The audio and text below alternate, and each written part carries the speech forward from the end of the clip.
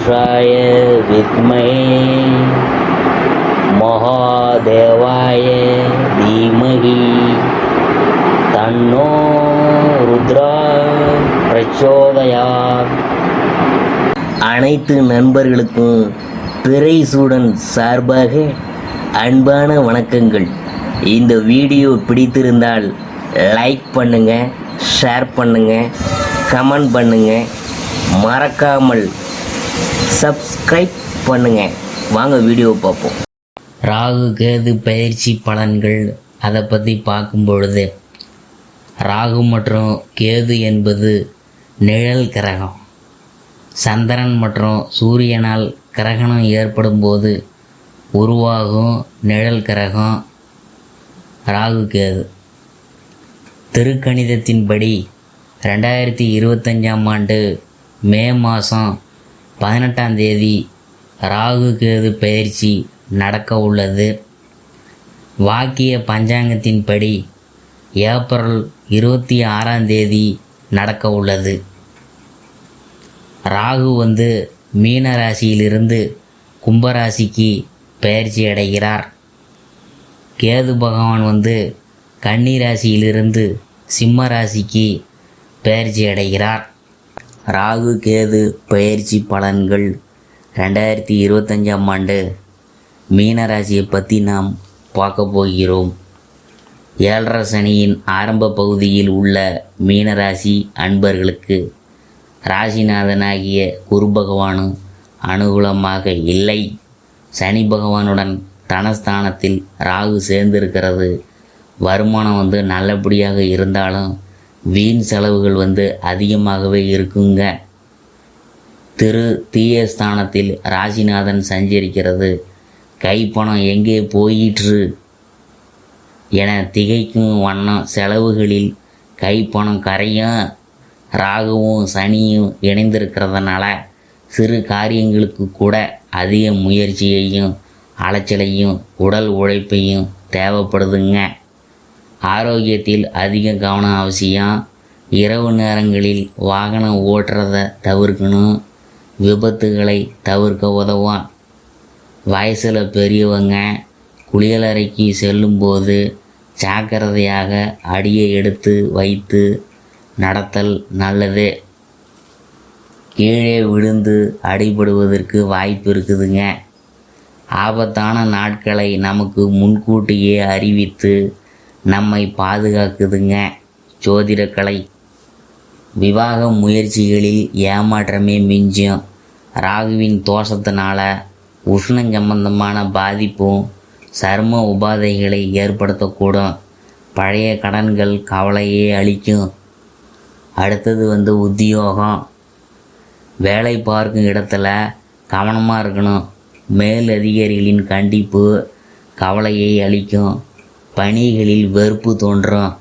சக ஊழியர்களின் மறைமுக பேச்சுகள் வேதனையை அளிக்கும். சிலருக்கு இடமாற்றமும் ஏற்படக்கூடும்.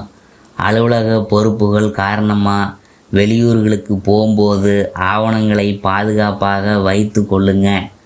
விரயஸ்தானத்தில் சனி ராகு சேர்ந்துச்சுன்னா பொருள்கள்லாம் களவு போகக்கூடும் என பூர்வ பாராச்சாரியம் என்னும் மிகவும் புராதன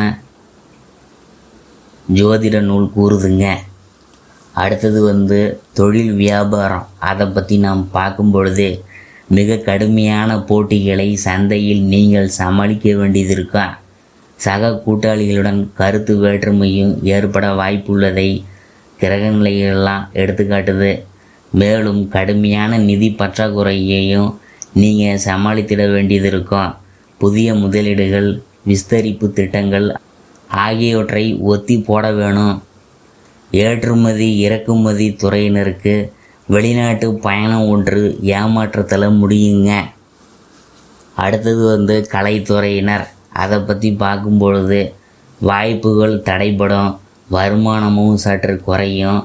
திரைப்படத் துறையினருக்கு கடும் நிதி நெருக்கடி ஏற்பட சாத்தியக்கூறு உள்ளதை கிரகநிலைகள் எடுத்துக்காட்டுது. சனியின் நிலை வீண் அலைச்சலை ஏற்படுத்துமுங்க. அடுத்தது அரசியல் துறையினர். கிரகநிலைகள் சாதகமாக இல்லை. கட்சியில் செல்வாக்கு குறையும். இது மேலதிகாரிகளின் பாராமுகமும் அதனால் ஏற்பட்ட பின் விளைவாக கருதப்படும். உயர்மட்ட தலைவர்களுக்கு உங்கள் மீதிருந்த நம்பிக்கையெல்லாம் குறையும். தங்குதடையின்றி வந்து கொண்டிருந்த மறைமுக வருமானமும் குறையும் என பல காரணங்களினால். அடுத்தது மாணவ மாணவியர். அதை பற்றி பார்க்கும்பொழுது கல்வி முன்னேற்றம் எவ்வித தடங்களும் இன்றி நீடிக்குதுங்க. காரணம், கல்வித்துறைக்கு ஆதிபத்தியம் கொண்டுள்ள கிரகங்கள் அனைத்தும் சுபபலம் பெற்று சஞ்சரிக்கிறதே இதற்கு காரணம். சிலருக்கு உயர்கல்விக்கு உதவி கிடைக்கும்.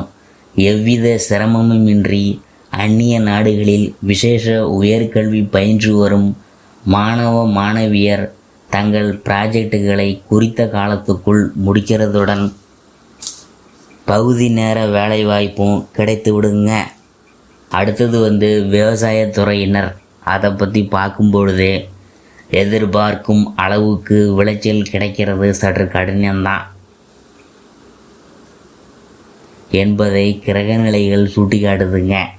அடிப்படை வசதிகள் குறையா, கால்நடைகளின் பராமரிப்புல செலவுகள் உயரா, பழைய கடன்கள் நீடித்து கவலையை தரும். அடுத்தது பெண்மணிகள். 7.5 சனியுடன் ராகுவும் சேர்ந்திருக்கிறதுனால உடல் நலனில் கவனமாக இருக்கிறது அவசியம்.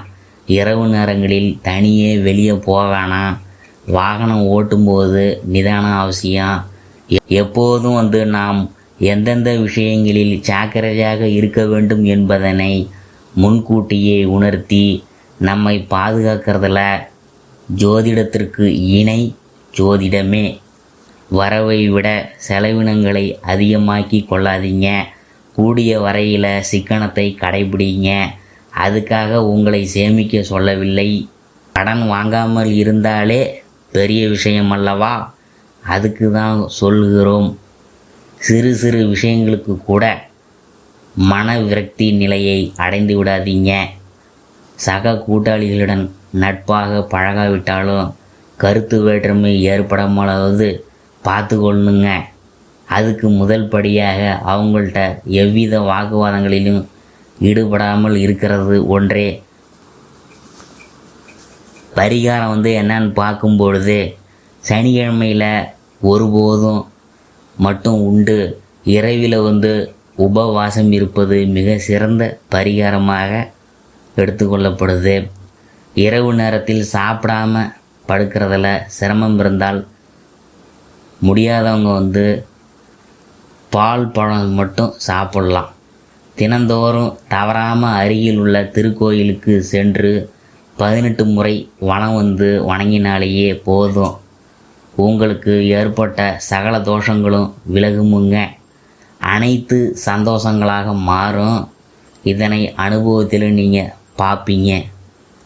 பக்தர்களாகிய நமக்கு தேவை திடமான பக்தியையும் நம்பிக்கையும் மட்டுமே.